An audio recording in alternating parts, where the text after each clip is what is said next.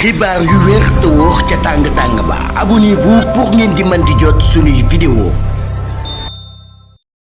dal leen ak jàmm seen chaîne bii di Buzz 221 HD kii di Samba Thioune di akub juriste maanaam ki nga xam ne xelam dafa màcc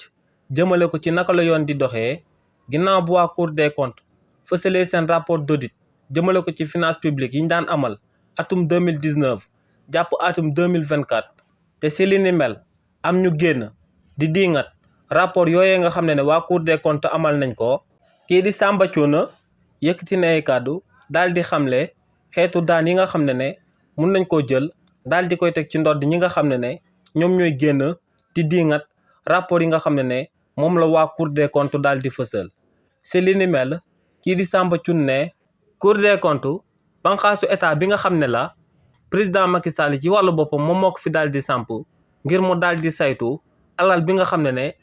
nga xam ne sénégalais yëpp ñoom ñoo ko daal di bokk te ñu jël ko daal di koy jébbal gouvernement bi. ne ci biir Cour des comptes ay magistrats yu moom seen bopp yu indépendant yu déterminé ñoom ñoo fa daal di nekk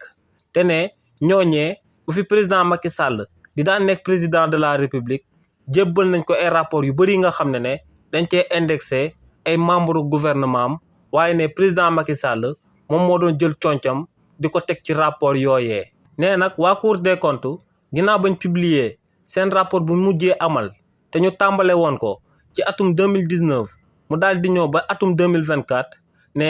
gis na ay membre opposition bi yu génn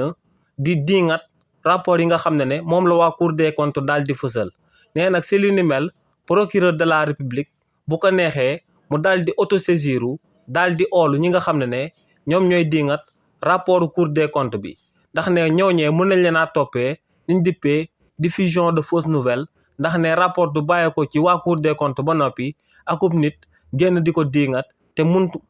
xibaar yu wér te wóor ca tàng-tàng ba abonnez-vous pour ngeen di mën di jot suñuy vidéo.